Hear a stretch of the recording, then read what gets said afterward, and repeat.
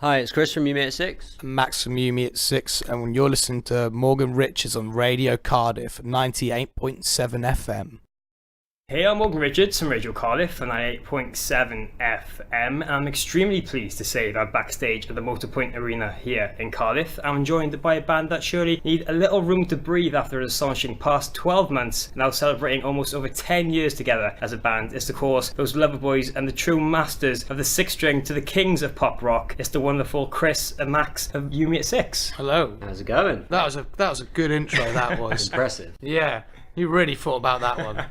So how's things? Yeah, all good, mate. All good. Nice to actually be doing a tour in the UK again. It's been nearly a year now since we did our last one, and over a year since we released the record Cavalier Youth, you know. So it's been a mad experience. We've been all over the place, haven't we, Chris? Yeah, I've been absolutely everywhere last year and this year. So yeah, we're just gearing up to get this done, and then we'll carry on and do some more. So things are good then? Yeah, definitely, man. Well, obviously we've got Slam Dunk coming up, which we announced a couple of weeks ago now. So that was really cool to announce that. We're going back to where our roots really came from at Slam Dunk Festival. So we've definitely got a few things up our sleeves that we're planning on doing there, which we're excited. Obviously people can start guessing what it's going to be, but no, we're really happy, you know, like to be back in the UK and playing shows again. This is the biggest tour that our band's ever done, you know, an arena tour. So, and it's really nice that we're on tour with All Time Low as well, and Walk the Moon. They're great guys, and it's a lot of fun. Oh, fantastic. So of course, guys, to start, as I mentioned there, this year now in 2015 sees you guys celebrating almost over 10 years together as a band, without the last 12 months being a real standout period for Unit 6, releasing a fourth record, Caviar Youth, and then gaining your first #1 status in the UK album charts and touring heavily across Australia and the States. In that time, I'm sure it's just been an incredible period for you guys leapfrogging to the next and biggest stages of your career after the band starting all these years ago. Yeah, it's been a bit of a whirlwind, really, like to think that 10 years in April since the band had its first ever practice, in October since the band had its first ever show, you know. So to really see 10 years down the line how far we've come as a unit, been changed. There's been up and down moments in our career, you know, but I think it's been very organic and true to how a band should really operate as well. And quite glad it's not, we've had our time and come and gone and it's all faded out now, to be honest with you. We've put the work and dedication in over the years, and we've always wanted to have longevity as a band. That's been our main goal, and we've put out 4 records, and I think it's great that we've only really had a great bit of success on Cavalier Youth achieving our first #1. I think from the first one, Take Off Your Colours, which charted at number 25 in the charts, to Hold Me Down number 5, Sinners Free, and now #1, you know,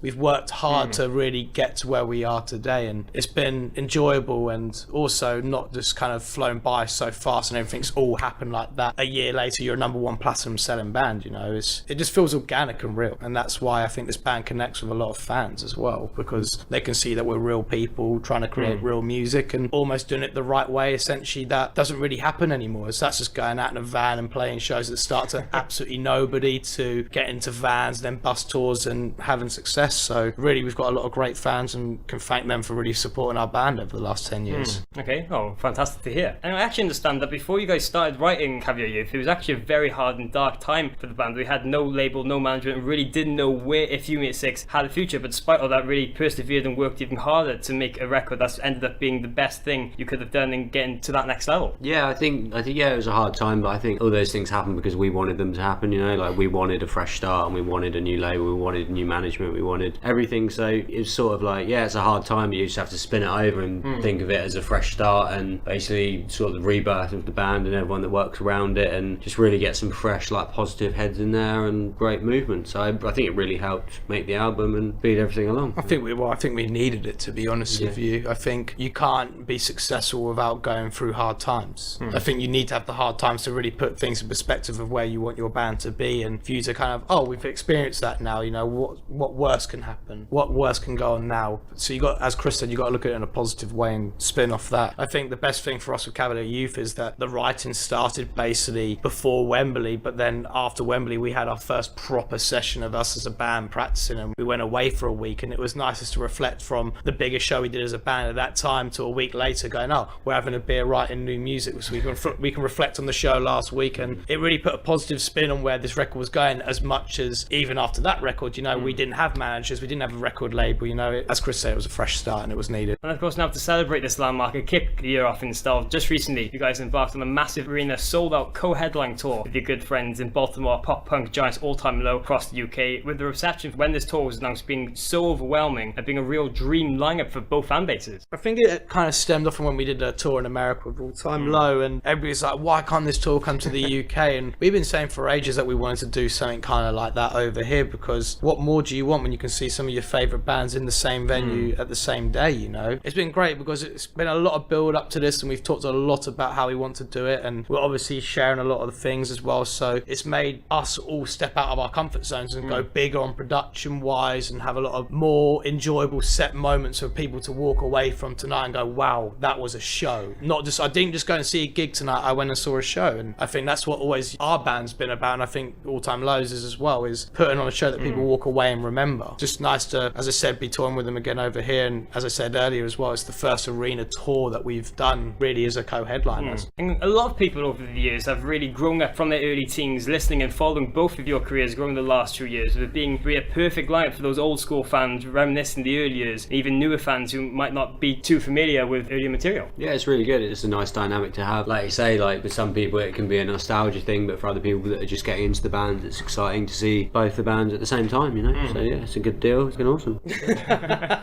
And now, guys, to top all that off, just recently you've announced that you'll be a part of some very special shows headlining this year's Slam Dunk Festivals in May to mark the 10th year anniversary of the festival. I bet you guys can't wait to return and headline this time around, with being a place you really started to make your name in the early days and something you hold really closely to your hearts. It's paying homage to where you really come from, you know, and our band really wasn't a band without Slam Dunk. Ben Ray, who's the promoter and runs Slam Dunk Festival, had a massive part of our band's career. And you know, it's nice to just see that it's the 10-year of Slam Dunk Festival as well, and it's our 10-year. Kind of just, we looked at it and it was like, well, this is the perfect moment for us to come back and do this, you know. It wasn't when we were off cycle, we're still in cycle, so it made sense to do it. And to really kind of just go back and play some classics that when we were part of Slam Dunk, there might be some surprises in the set for people to come down and actually watch it, you know. There'll be lots of reminiscent of old songs, but there'll be a lot of new songs as well. Just to be back at the festival again, it's really is paying homage to where our band comes from, and not saying we've forgotten where our grassroots really are. We are a band that came from Slam Dunk Records, and we had our first bit of success in the music industry because of Ben Ray. So it's just nice to return and be part of a special moment in this band's career. It's almost like you guys have come full circle playing the festival, because Slam Dunk was a place, as you said there, you started to make your name in the early days, and now to be back and headlining over bands that you looked up to, like Taking Back Sunday, must be quite surreal looking back at it. Yeah, it definitely is strange. Like when we were teenagers, you know, we used to play covers of TBS and go see them live. Now you're sort of mates with them, so it's really weird actually, but it's really cool. Yeah, great to be part of that, and that someone thinks highly of us enough to let us headline again. So I don't know, it's all good.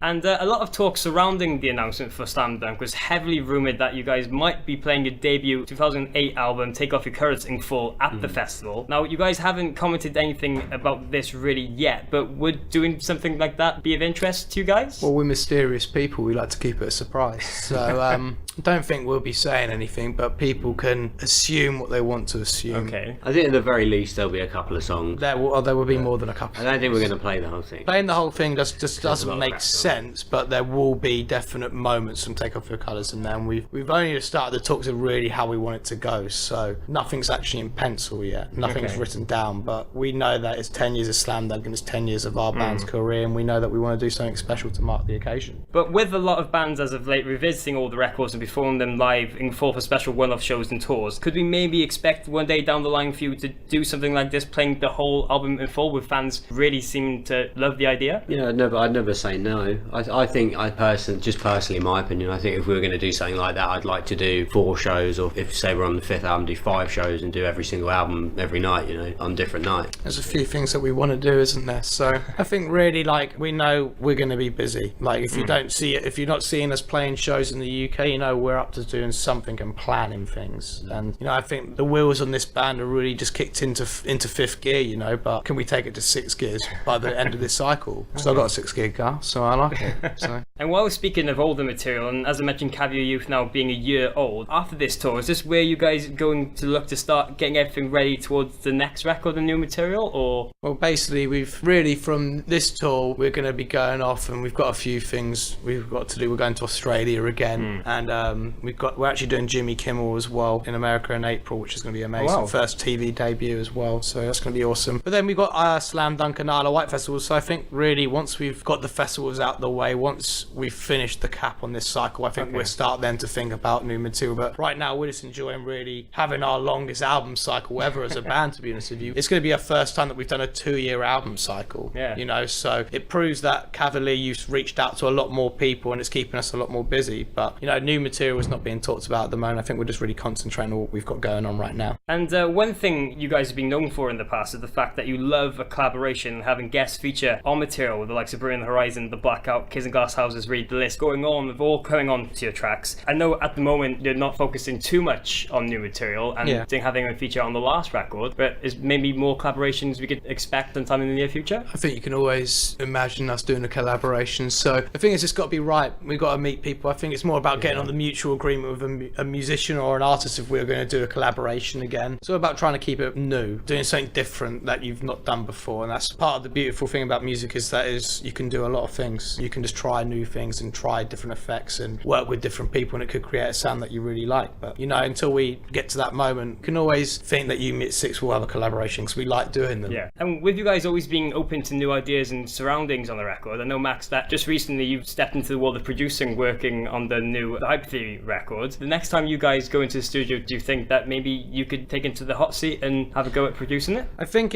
realistically, I think it would be a bit weird that if I was the producer on a You Meet Six record, I wouldn't feel comfortable just being like, I think it should be this and I think it should be that, because it really essentially is us five making the music together. And I always think it's a nice way to have an outsider's point of view, instead of, if you're a musician in the band and producing the record, you can sometimes get caught up in too much of what you're thinking, where it's nice working with somebody who doesn't work in your band and play an instrument in the band, because they give you the most open and honest opinion about the song and how it should flow, you know. And that's really sometimes what you need to work with when you're in a band, as a producer that's got a vision and can hear your songs going one way and you've heard them 80 times and you're like, oh, I should go this way, but you drop in something new and fresh from an outsider's opinion. It happened a lot on Cavalier Youth. Neil Alfron did a lot of that for us, and it gave us great ideas and spurred off a lot of the songs for us. So I wouldn't knock it off, but realistically I wouldn't want to do it with You Meet Six. I would rather keep that as a separate thing, and I also want to work with different artists as well. I don't want it just to be in a rock pop punky kind of world. I kind of want to step out as well and try different things and not just be known as that guy to just do one style. And guys, just a couple more things quickly now before you go. As you mentioned, you're going to be very busy for the next few months. We'll be back in Australia in April for a few shows before coming back for a busy summer of festivals again this year, with Slam Dunk, Isle of Wight already announced. What else can we expect from You Meet Six in the near future? Really, I think we're going to keep it a bit more quieter this summer. We were very busy last year. We did a lot of European and we did a couple of UK festivals. So I think it's going to be a bit more tame this year for us. As I said, you know, earlier on, we're coming towards the end of the album cycle now. So we're just winding down, but we want to make sure that the last shows we got in with Slam Dunk and Isle of Wight and this tour are actually at 6 gear, and we show people that how far our band's come over the last 12 months.